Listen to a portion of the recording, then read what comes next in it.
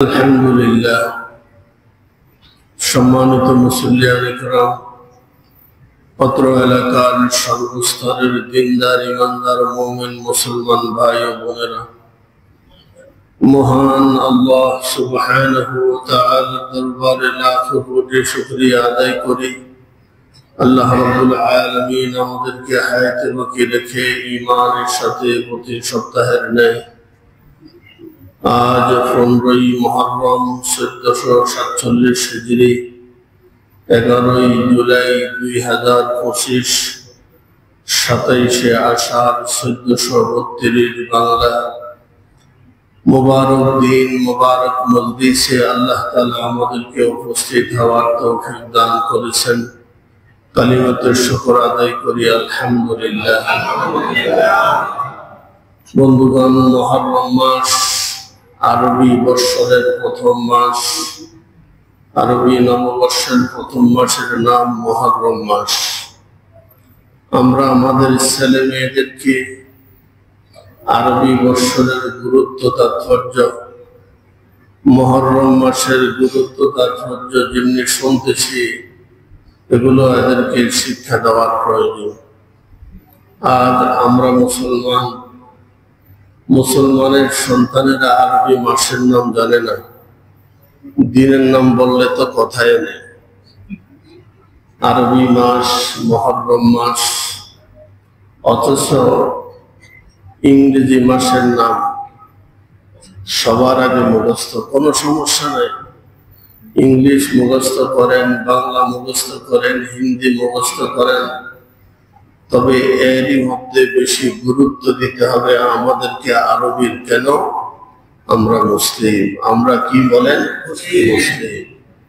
মুসলমান হিসাবে আরবি মাস, আরবি বৎসরের গুরুত্ব দেওয়া, প্রতিটি মুহূর্তকে গুরুত্ব দেওয়া।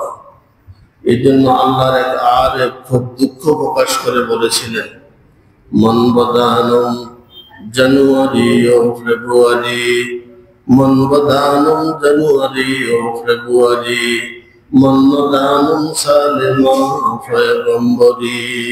কেমন মুসলমান, কেমন জানুয়ারি ফেব্রুয়ারি ডিসেম্বর পর্যন্ত ঠিকই জানি, কিন্তু মুহররম সফর আরবি মাসের নামগুলো আমরা জানি না। এগুলো শিক্ষার প্রয়োজন আছে। আরবি নববর্ষের প্রথম মাস মুহররম মাস। আলহামদুলিল্লাহ, এই মুহররম মাসের করণীয় কি হওয়া চাই, এই ব্যাপারে আমরা গত 2 সপ্তাহ ধরে আলোচনা শুনেছি। বর্জনীয় সম্পর্কে সংক্ষিপ্ত আকারে বলা হলেও বিস্তারিত আলোচনা হয়নি। খুব ধ্যান খেয়ালের সাথে শুনবো। আল্লাহ পাক যদি আবারও হায়াতে বাঁচান, এগুলা থেকে নিজেকে, নিজের আহল ইয়ালকে বাঁচার জন্য পরামর্শ দেব, নসিহত করব। আল্লাহ রাব্বুল আলামিন কোরআনুল কারীমের মধ্যে বলেন, মা আতাকুমুর রাসূল ফাখুযুহু।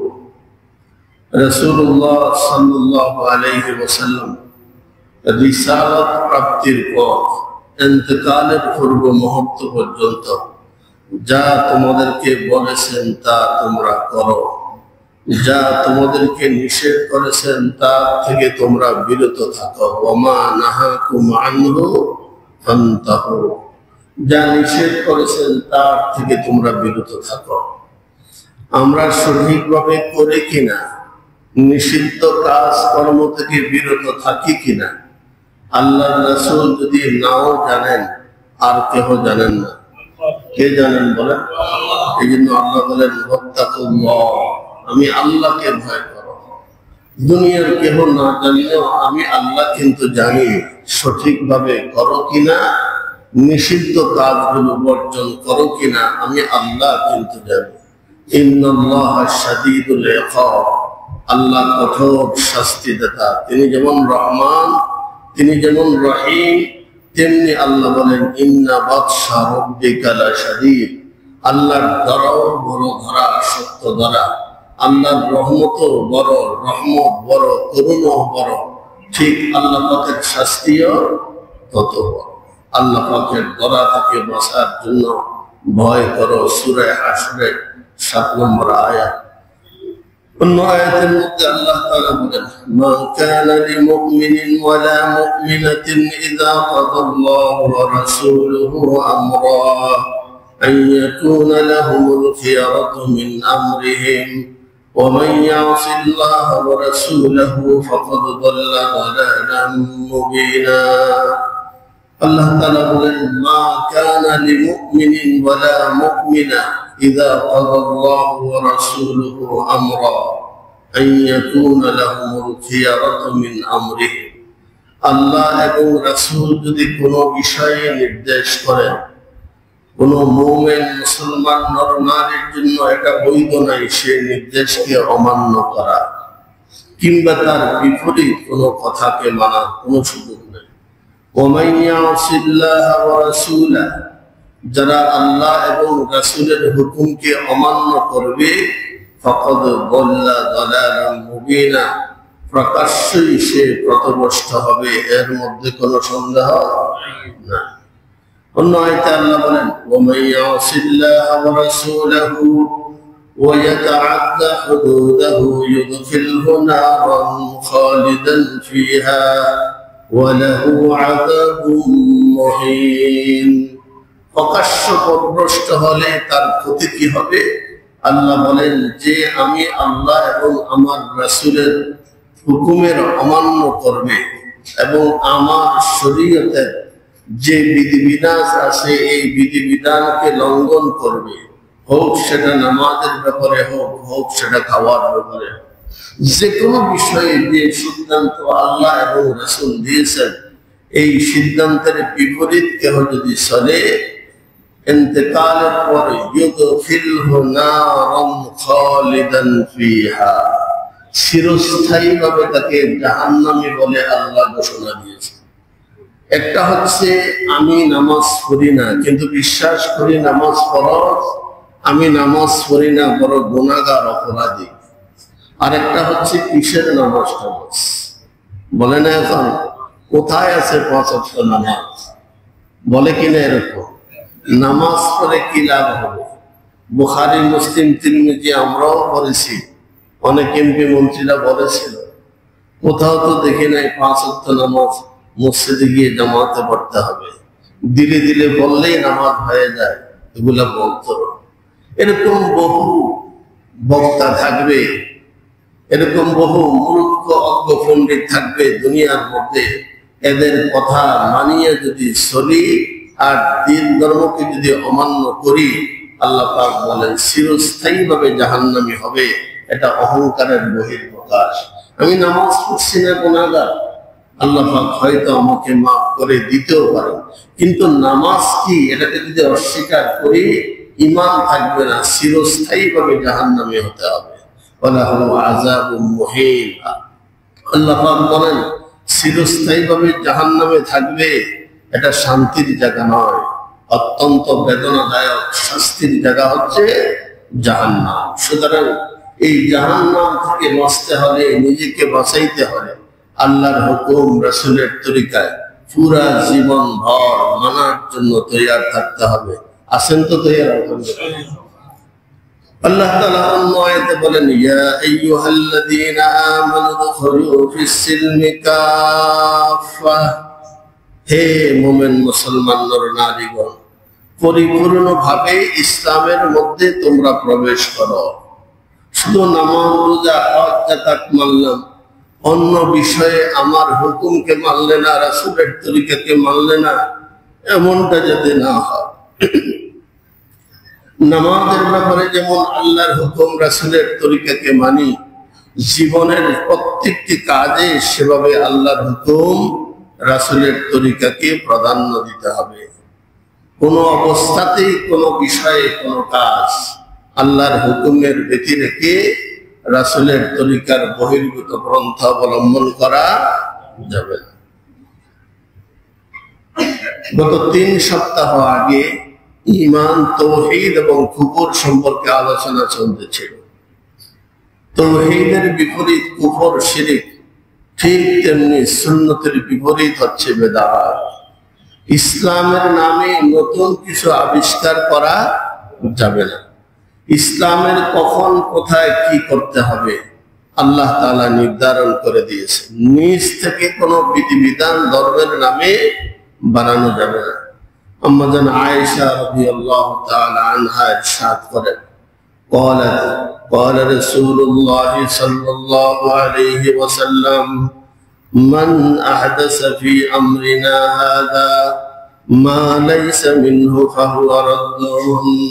আম্মা জান আয়েশা বলেন, আমি আল্লাহর রাসূলকে কথা বলতে শুনেছি, আমাদের ধর্মের মধ্যে কেউ যদি নতুন কিছু আবিষ্কার করে যেটা ধর্মে নাই, আল্লাহ রাসূলের যুগে করেন নাই, সাহাবায়ে কেরাম করেন নাই, তাবেঈন করেন নাই, তবে তাবেঈন করেন নাই, তিন যুগের কোন ব্যক্তি ধর্মের নামে যেই কাজ করে নাই, এই কাজ নতুন করে আবিষ্কার করে করা যাবে না। যদি করে ফাহুয়া রদ্দ, সেটাকে প্রত্যাখ্যান করতে হবে, বর্জন করতে হবে।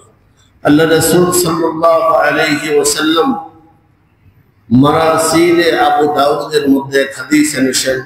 হযরতে হাসান বসরি রাহমাতুল্লাহি আলাইহি তিনি বলেন, রাসূল করিম সাল্লাল্লাহু আলাইহি ওয়াসাল্লাম ইরশাদ করেন, মান আহদাসা হাদাসান, ইসলামের মধ্যে যদি কেউ দ্বীনের নামে ধর্মের নামে কোনো কিছু আবিষ্কার করে, আও আওয়া মুহদিসান, অথবা এই নব আবিষ্কৃত কাজ যে করে তাকে আশ্রয় দেয়, ফাআলাইহি লানাতুল্লাহ ওয়াল মালাইকাতি ওয়ান নাসি আজমাইন, এই ব্যক্তির উপরে আল্লাহর পক্ষ থেকে লানত, সকল ফেরেশতাদের পক্ষ থেকে লানত, সকল মানুষের পক্ষ থেকে লানত।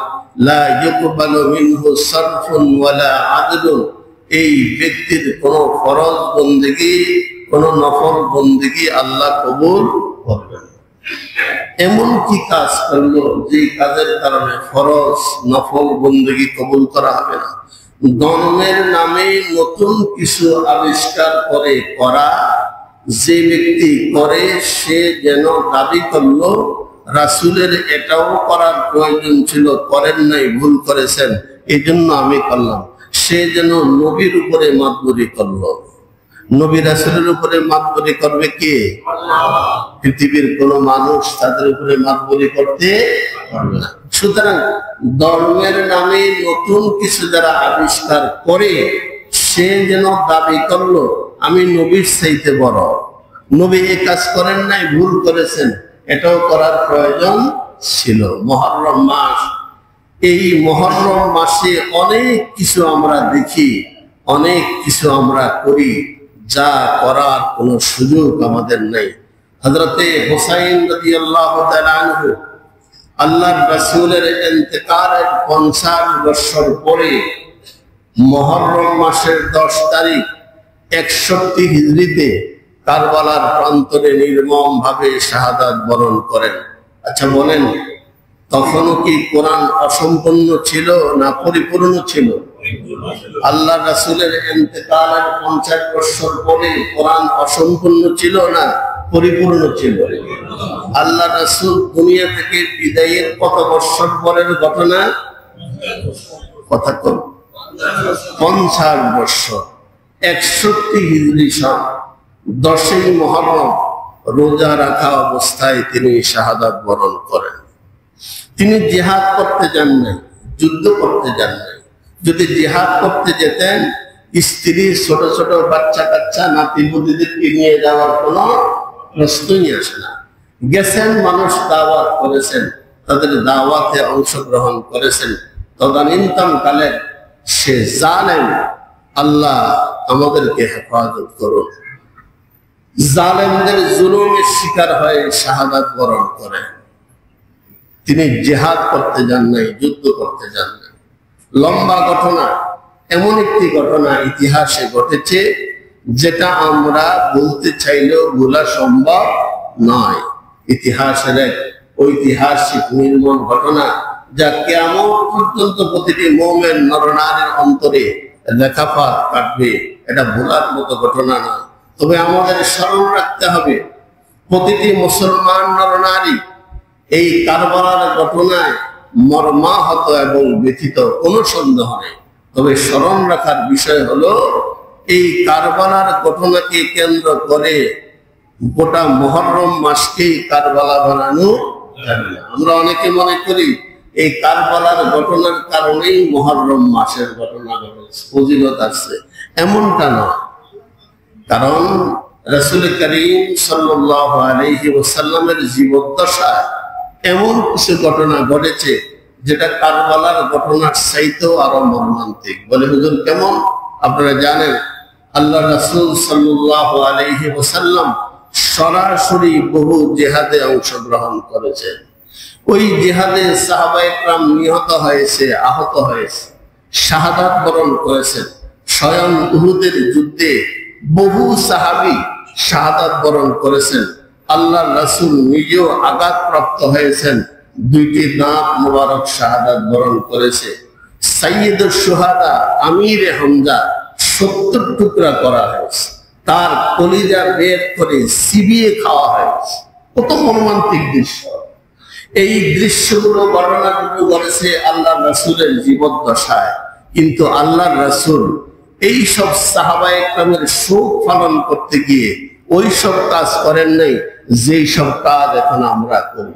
মাতম করি, মরসিয়া বের করি, ফেস্টুন বের করি, মিছিল বের করি, মাথায় নতুন আধুনিক টুপি পরিধান করি, নারী পুরুষ সম্মিলিতভাবে হায় হাসান হায় হোসেন ইয়া আলী বলে শরীরের মধ্যে আঘাত করতে থাকি, রক্তাক্ত হই। দেখছেন কিনা দৃশ্যগুলো? হযরতে হুসাইন রাদিয়াল্লাহু তাআলা আনহু জীবন দিয়েছেন কার জন্য?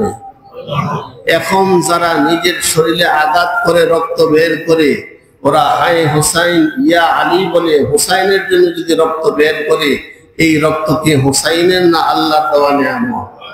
কে তোমাকে এই শিক্ষা দিয়েছে? আল্লাহর দেওয়া নিয়ামত দুনিয়ার কোন মানুষের জন্য ব্যয় করা যাবে না, আল্লাহর হুকুমে ব্যয় করতে হবে। এই শরীরের রক্ত ব্যয় যদি করতে হয়, শাহাদাত বরণ করো যুদ্ধের ময়দানে গিয়ে, কার জন্য? আল্লাহ পাকের জন্য। এমন কোন কাজ করা যাবে, কিন্তু আমরা করি আবেগের কারণে করি, বিবেক নষ্ট হয়ে গেছে আমাদের, মহব্বতের কারণে করি। আমাদের মহব্বত যদি আল্লাহর রাসূলের চেয়ে বেশি বেড়ে যায়, সাহাবায়ে কেরামের চেয়ে যদি বেড়ে যায়, এখানের মধ্যে শয়তানের ওয়াসওয়াসা আছে, মনে করতে হবে। ইসলামের মধ্যে এটা একটা চির সত্য কথা, পৃথিবীর যত ধর্মাবলম্বী হোক, ইসলামকে বিশ্বাস না করলেও সব ধর্মের লোকেরা একথা বিশ্বাস করে, মরণ আমাদের সকলের হবেই, কোনো সন্দেহ নাই। সুতরাং যে কথা চিরন্তন সত্য, এই সত্য কথার কোন বিধান কি রাসূল প্রণয়ন করেন নাই? অবশ্যই করেছেন। গোটা জিন্দেগি জীবিত থাকলে আপনি কিভাবে চলবেন, জীবন তরি শেষ হলে জীবিত ব্যক্তিদের করণীয় কি, এটাও শরীয়ত নির্ধারণ করে দিয়েছেন। আল্লাহ রাব্বুল আলামিন কোরআনুল কারীমের মধ্যে বলেন, ওয়ালা তাকুলু লিমান ইউকতালু ফি সাবিলিল্লাহি আমওয়াত বাল আহইয়াউ ওয়ালাকিন লা তাশউরুন। হে দুনিয়ার মুমিন নর নারীরা, যারা আমি আল্লাহর রাস্তায় শাহাদাত বরণ করে নিহত হয়, এদেরকে মৃত বলে আখ্যায়িত করবে না। যারা আল্লাহর রাস্তায় শাহাদাত বরণ করে এরা মারা গেছেন এ কথা বলা যাবে না, এরা মারা গিয়েও আমাদের মধ্যে অমর। বলেন আমাদের মধ্যে কি? আল্লাহ বলেন বাল আহইয়াউ, তারা জীবিত। দুনিয়াতে না আখিরাতে? কোথায় বলেন? আখিরাতে। ওয়ালাকিন লা তাশউরুন, কিন্তু এদের জীবিত থাকার অবস্থাটা আমরা ভালো করে উপলব্ধ করতে পারি না। যে সমস্ত সাহাবায়ে কেরাম, যে সমস্ত মুমিন মুসলমান হযরতে হুসাইন রাদিয়াল্লাহু তাআলা আনহু সহ অসংখ্য ব্যক্তিরা শাহাদাত বরণ করেছেন, নারী পুরুষ দুনিয়া থেকে শাহাদাত বরণ করে বিদায় নিয়েছেন। কেন ওরা শহীদ হলেন, কি জন্য তারা শাহাদাত বরণ করলো, এই কথা আমরা বেমালুম ভুলে গেছি। আমরা বেমালুম ভুলে গেছি। কেন তারা শাহাদাত বরণ করলেন, কেন তারা জীবন দিলেন? বলেন ইসলামের জন্য, লিইলাই কালিমাতুল্লাহ, আল্লাহর দ্বীনকে দুনিয়ার মধ্যে উদ্দিন করার জন্য এরা জীবন দিয়েছেন। এই সত্য কথা আমরা ভুলে গেছি, যার কারণে এই জন্য জীবন দেই না। যারা জীবন দিচ্ছেন এদেরকে নিয়ে বিভিন্ন নতুন নতুন কর্মকাণ্ড আবিষ্কার করি, যেই জন্য জীবন দিচ্ছেন এই হাকিকত আমরা ভুলে গেছি। এই হাকিকত আমরা ভুলে গেছি। আল্লাহ বলেন ওয়ালাকিল্লা ইয়াশউরুন, এরা যে জীবিত, এরা কেন জীবিত, এর মর্মার্থ হাকিকত অনুধাবন করতে আমরা ভুলে গেছি, উপলব্ধি করতে পারি না। আল্লাহ পাক বলেন وَلَنَبْلُوَنَّكُمْ بِشَيْءٍ مِّنَ الْخَوْفِ وَالْجُوعِ وَنَقْصٍ مِّنَ الْأَمْوَالِ وَالْأَنفُسِ وَالثَّمَرَاتِ وَبَشِّرِ الصَّابِرِينَ। আল্লাহ পাক বলেন, হে আমার দুনিয়ার মুমিন বান্দা বান্দীরা, আমি আল্লাহ কখনো তোমাদেরকে ভয় ভীতি দিয়ে ঈমানের পরীক্ষা নেব। যেমনটা ফিলিস্তিনের মুসলমান ভয়ের মাধ্যমে দিন কাটায়, ক্ষুধার মাধ্যমে দিন কাটায়, শান্তিতে ঘুমাতে পারে না, শান্তিতে ইবাদত বন্দেগী করতে পারে না, শান্তির খানা তারা খাইতে পারে না, সামান্য পানির জন্য ছটফট করে দুনিয়া থেকে বিদায় নিচ্ছে। এই পরিস্থিতির শিকার আমরা হই নাই। আল্লাহ পাক বলেন, যদি মুমিন দাবি করো আমি কখনো তোমাদেরকে ভয় ভীতি দিয়া পরীক্ষা করব, ক্ষুধা দিয়া পরীক্ষা করব, ওয়া নাফসিন মিনাল আমওয়ালি ওয়াল আনফুসি ওয়াস সামারাত, কখনো তোমাদের সম্পদ নষ্ট হয়ে যাবে, ব্যবসা বাণিজ্যের মধ্যে ধস আসবে, লস হবে। এই জন্য আল্লাহ দ্রোহী কোনো কাজ করা যাবে না। কখনো শারীরিক অসুস্থতা আমি তোমাদেরকে দেব, এই জন্য নাফরমানি করা যাবে না। কখনো ফল ফসল ধ্বংস হয়ে যাবে, এই জন্য আল্লাহর নাশুকরি করতে পারবে না। আল্লাহ তাআলা বলেন, যদি এরকম ক্ষুধার যন্ত্রণায় কাতর হও, ভয়ভীতির শিকার হও, নিজের শারীরিক ভাবে অসুস্থ হও, নিজের সম্পদ যদি নষ্ট হয়ে যায়, নিজের ফসল ফল যদি নষ্ট হয়ে যায়, ওয়াবাশশিরিস সাবিরিন, আল্লাহ পাক বলেন আমার হাবিব তাদেরকে আপনি সুসংবাদ দেন, তারা যাতে ধৈর্য ধারণ করে, তারা যাতে নাফরমানি না করে, তারা যাতে এগুলোর কারণে শিরক না করে, তারা যাতে বেদাত না করে, তারা যাতে সবর করে। আল্লাযীনা ইযা আসাবাতহুম মুসিবা ক্বালু ইন্না লিল্লাহি ওয়া ইন্না ইলাইহি রাজিউন, যারা সবর করবে এদের একটা গুণ হলো কোন মুসিবত আসলে হায় হুতাশ করবে না, কাউকে দোষারোপ না করে সবর করবে, জবান থেকে বের করবে ইন্না লিল্লাহি ওয়া ইন্না ইলাইহি রাজিউন, নিশ্চয়ই আমরা সকলেই আল্লাহর, নিশ্চয়ই আমাদের সকলকে আল্লাহর দিকে ফিরে যেতে হবে, এর মধ্যে কোনো সন্দেহ নাই। এতটুকু কথা বলে সবর করে আল্লাহ পাক বলেন উলাইকা আলাইহিম সালাওয়াতুম মির রাব্বিহিম ওয়া রাহমা, যারা মুসিবতের শিকার হয়ে সবর করবে আল্লাহর পক্ষ থেকে বিশেষ করুণা আর রহমত এদেরকে প্রদান করা হবে। উলাইকা হুমুল মুহতাদুন, এরা হবে হেদায়েত প্রাপ্ত। হেদায়েত এদেরকে আল্লাহ দান করেছেন, এটা একটা আলামত, এটা একটা নিশান। বিপদগ্রস্ত হওয়ার পরেও আল্লাহকে তারা ভুলে না। এই জন্য ফিলিস্তিনের মধ্যে দেখা যায় 7 বছরের ভাই গুলির আঘাত খেয়ে মৃত্যুর যন্ত্রণায় কাতরাচ্ছে। 5 বছরের ছেলে ভাই তাকে সান্ত্বনা দিচ্ছে, ভাইয়া তুমি কান্নাকাটি করিও না, তুমি তো আল্লাহর কাছে যাচ্ছ, তুমি পড়তে থাকো লা ইলাহা ইল্লাল্লাহ, লা ইলাহা ইল্লাল্লাহ, লা ইলাহা ইল্লাল্লাহ মুহাম্মাদুর রাসূলুল্লাহ।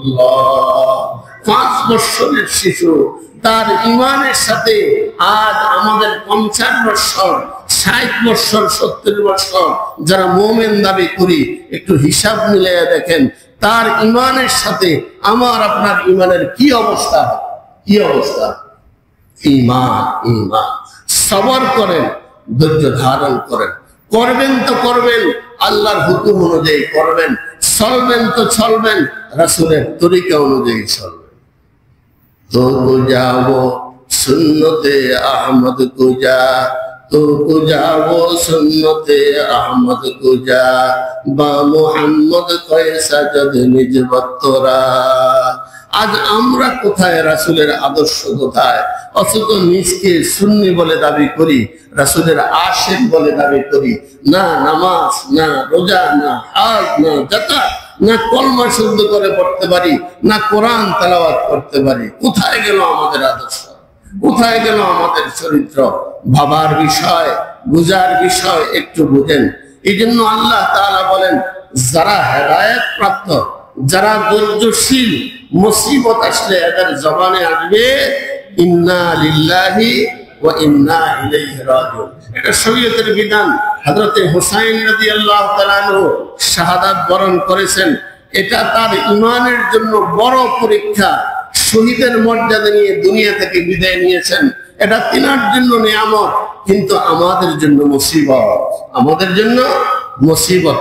এই জন্য ইমাম হুসাইন হোক, যে হোক, শাহাদাতের কথা শুনলে, মুসিবতের কথা শুনলে আমরা আমাদের জবান দিয়ে কি বের করব? হায় হুসাইন, হায় হাসাইন, ইয়া আলী। এগুলো আল্লাহ বলেছেন। কি বলেছেন? ইন্না লিল্লাহি। এখন শোক কতদিন?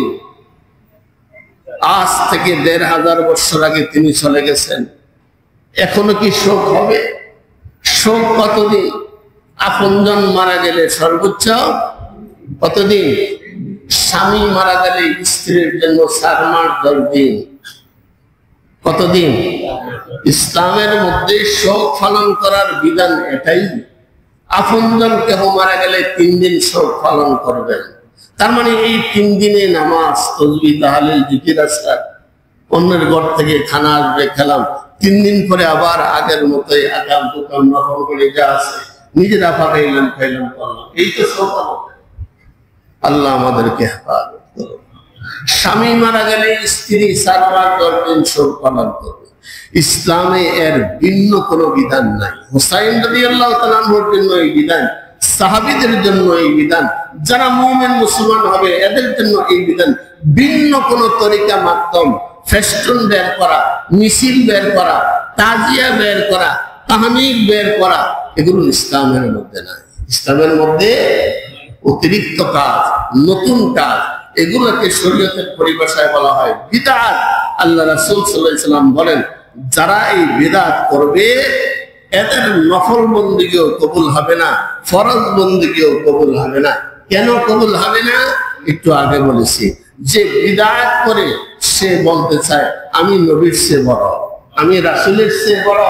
নবী রাসূল এটা করেন নাই, ঠিক করেন নাই, আমি করে দেখাই দিলাম। এই জন্য আল্লাহ বলে তুই বেঈমান, তোর ফরজও কবুল করা হবে না, নফলও কবুল করা হবে না। লাভ হলো না আমসালা দোনোটা গেল। খবরদার, আপনি শিয়া হন, যে হন, যদি আপনি মুমিন হন, মুসলমান হন দাবি করেন, রাসূলের নির্দেশের বাহিরে কোনো কাজ করা। আপনার বাপ মারা যাবে, মাতম হচ্ছে, তাকে গোসল দিবেন, দাফন করবেন, কাফন দিবেন, দোয়া করবেন, ৩ দিন পর্যন্ত শোক পালন করবেন। এটাই শরীয়ত। প্রত্যেক বছর এইভাবে তার নাম নিয়ে জিকির হবে। কার নামে?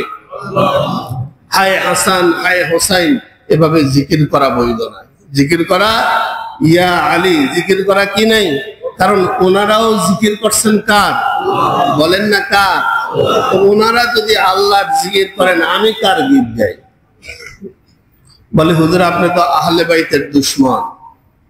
আল্লাহর রাস্তায় ক্ষমা চাই, ভুল বুঝবেন না। হযরত হুসাইন রাদিয়াল্লাহু তাআলা আনহু দুনিয়া থেকে চলে যাওয়ার পরেও ওনার সন্তান দুনিয়াতে বেঁচে ছিলেন। তিনি স্বাভাবিক ইন্তেকাল করেছেন। ওনার জীবদ্দশায় জীবনে কোনোদিন যেই কাজ আমরা করি সেই কাজ তিনি করেন নাই। সুতরাং আহলে বাইতও যেটা করেন নাই, কোন মুসলমান সেটা করা বৈধ হবে না। আল্লাহ তাআলা বলেন, যদি কেহ শাহাদাত বরণ করে, হুসাইন রাদিয়াল্লাহু তাআলা শহীদ কিনা? বলেন হ্যাঁ শহীদ। আমরা শহীদকে অমর মনে করি। তিনারা দুনিয়া থেকে চলে গেছেন, ব্যথিত হলাম, মর্মাহত হলাম যদি ওদের শাহাদাতের কথা কখনো শুনি বা পড়ি। ইন্না লিল্লাহি ওয়া ইন্না ইলাইহি রাজিউন, এটাই শরীয়তের কাজ। এবং যেই জন্য তারা শাহাদাত বরণ করেছেন ওই কাজে নিজেকে উদ্বুদ্ধ করা, মানুষকে উদ্বুদ্ধ করা, এছাড়া ভিন্ন কোনো পন্থা ইসলামের মধ্যে নাই। আল্লাহ আমাদেরকে হেফাজত করুন। আসুন, মানুষ মারা গেলে আমরা কি করব? রাসূল করিম সাল্লাল্লাহু আলাইহি ওয়াসাল্লাম হাদিস শরীফের মধ্যে ইরশাদ করেন, عن أبي هريرة رضي الله تعالى عنه قال قال رسول الله صلى الله عليه وسلم يقول الله تعالى ما لعبد المؤمن عندي جزاء إذا قبضت صفيه من أهل الدنيا ثم أحسنته إلا الجنة। হযরতে আবু হুরায়রা রাদিয়াল্লাহু তাআলা আনহু বর্ণনা করেন, আল্লাহ রাসূল বলেছেন আল্লাহ তাআলা ইরশাদ করেন হাদিসে কুদসি, আল্লাহ বলেন আমি আমার যখন কোন মুমিন বান্দা বান্দিকে ইজা কবাস্তু সফিয়াহু, আমি আমার যখন কোন প্রিয় বান্দা বান্দিকে তার রূহ কবজ করে আমার কাছে নিয়ে আসি, এই ইন্তেকালের কারণে জীবিত ব্যক্তিরা যদি ব্যথায় ব্যথিত হয়ে বলে ইন্না লিল্লাহি ওয়া ইন্না ইলাইহি রাজিউন সুম্মা ইস্তাহসানাহু ইল্লা বিল জান্নাহ, এভাবে যদি সবর করে, ধৈর্য ধারণ করে, ইন্না লিল্লাহ তেলাওয়াত করে, ওই ব্যক্তির জন্য আমি আল্লাহ জান্নাত নির্ধারণ করে রেখেছি। এমন কথা না বলা যেই কথা আল্লাহর বিপক্ষে যায়। আরে অকাল মৃত্যু হয়ে গেল যুবকটার, বলি না তো অকাল মৃত্যু, এটা আল্লাহ দ্রোহী কথা, এমন কথা বলা যাবে না। আরে এই গাড়িতে না আপনি মুখ না পিত, এমনটা না বলা। অমুকের পরামর্শ মাইনে জীবনটা গেল, এমনটা না বলা। বাস ইন্তেকাল মউত, আল্লাহ বলেন ইযা জাআ আজালুহুম লা ইস্তাখিরুনা সাআ, এক সেকেন্ড, এক মুহূর্ত আগেও হবে না পরেও হবে না, নির্দিষ্ট সময় মউত হবে। যেহেতু মউত হয়েই গেছে, এর জন্য আফসোস করা, ইন্না লিল্লাহ করা, আল্লাহর কাছে দোয়া করা, এর বেশি নয়। রাসূল বলেন যারা সবর করবে, ইন্নালিল্লাহ করবে, এমন কথা বলবে না যেই কথা আল্লাহর বিরুদ্ধে যায়, ধর্মের বিরুদ্ধে যায়, সবর করে, তার জন্য আমি জান্নাত নির্ধারণ করে রেখেছি। সুবহানাল্লাহ। قال رسول الله صلى الله عليه وسلم ليس منا من ضرب الخدود وشق الجيوب ودعا بدعوى الجاهلية। হযরতে আব্দুল্লাহ ইবনে মাসউদ রাদিয়াল্লাহু তাআলা আনহু হাদিস বয়ান করেন, আল্লাহ রাসূল বলেন লাইসা মিন্না, আমার উম্মতের দলভুক্ত নয়, আমার উম্মতের দলভুক্ত নয়, মান দারাবাল খুদুদা, যারা নাকি মাতম করে, বিরহ বিচ্ছেদের কারণে নিজের চেহারার মধ্যে আঘাত করে, অসাক্কল জুয়ুবা, জামা ছিঁড়ে ফেলে, বিরহ বেদনার কারণে জামা ছিঁড়ে ফেলে, ওয়াদা বিদাওয়াতাল জাহিলিয়া, জাহিলিয়াতের যুগে মানুষ যেরকম বিভিন্ন কথাবার্তা বলতো, কোন মানুষ মারা গেলে তার গুণগুলো স্মরণ করে করে এরকম সুর দিয়ে দিয়ে কানতো আর বলতো, এরকম যারা করে এরা আমার উম্মত নয়। বিরহ বেদনার কারণে জামা ছিঁড়ে ফেলায়, এরা আমার উম্মত নয়। বিরহ বেদনার কারণে নিজের গালের মধ্যে আঘাত করে, পিঠের মধ্যে আঘাত করে, এরা আমার উম্মত নয়। আন আব্দুল্লাহ ইবনে মাসউদ রাদিয়াল্লাহু তাআলা আনহু قال قال رسول الله صلى الله عليه وسلم ليس منا من ضرب الخدود وشق الجيوب ودعوى بدعوى الجاهلية।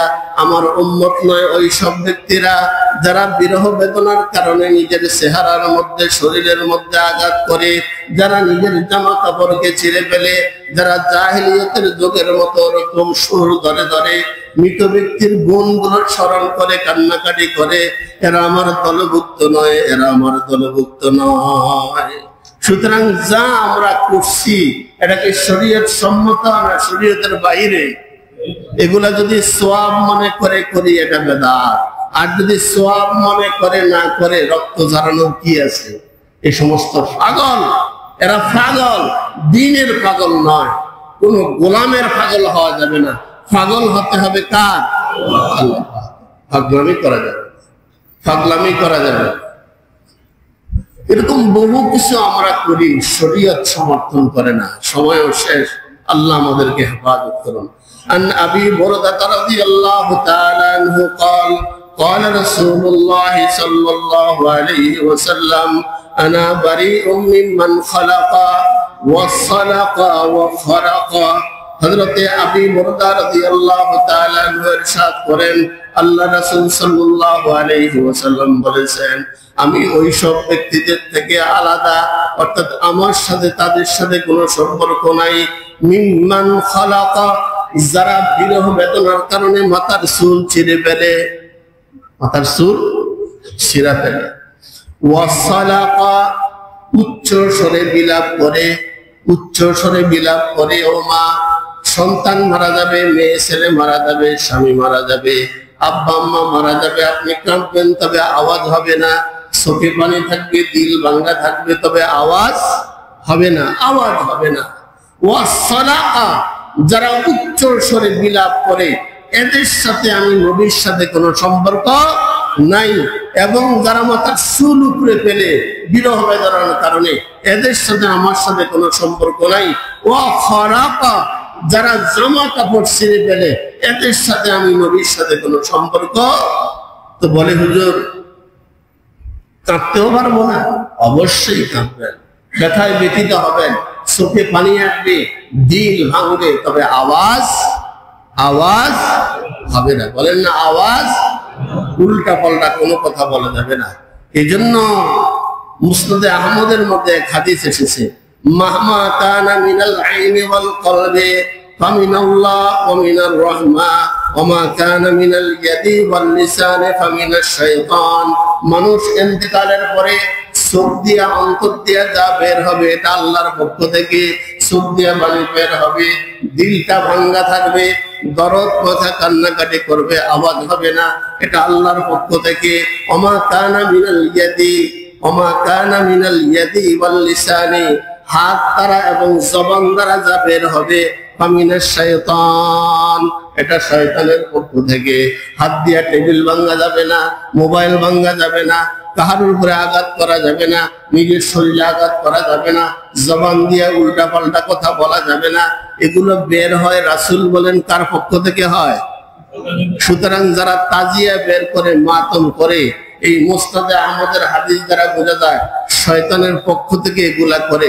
আমার তো এত বড় কলিজা নাই যে ওদেরকে শয়তান বলে, আমার এত বড় কলিজা নাই। তবে রাসূল বলেন যে এগুলো শয়তানের কাজ। বলেন না কার কাজ? শয়তানের কাজ। মুমিনের কাজ হবে চোখ দিয়া পানি বের হবে, অন্তর ব্যথায় ব্যথিত হবে। আল্লাহ তাআলা দ্বীনের এই সহিহ কথাগুলো আমাদের সকলকে মানার বুঝার তৌফিক দান করুন। মুহররম মাস আসলে যাতে এই বিধানগুলো ভুলে না যায়, কারোর আবিষ্কৃত মতবাদকে সমাজে প্রচার না করি, সমাজে বাস্তবায়ন করার জন্য মেহনত না করি, ভিন্ন কোনো নাম না দিই, আমরা মুসলমান। আল্লাহ বলেন, ওয়ালা তামুতুন্না ইল্লা ওয়া আনতুম মুসলিমুন। মুসলমান হয়ে মরো। তোমাকে একবারে সুন্নি হতে হবে, ওয়াহাবি হতে হবে, খারিজি হতে হবে, তোমাকে শিয়া হতে হবে, তোমাকে চাইনিজ হতে হবে, তোমাকে আরবিক হতে হবে না, তুমি মুসলমান হতে হবে। কি হতে হবে বলেন? মুসলমান হতে হবে, মুসলমান হতে হবে। মুসলমান হয়ে মরি। আল্লাহ তাআলা মুসলমান হয়ে মরার তৌফিক আমাদেরকে দান করুন। আমিন। ওয়া আখিরু দাওয়ানা আলহামদুলিল্লাহি রাব্বিল আলামিন।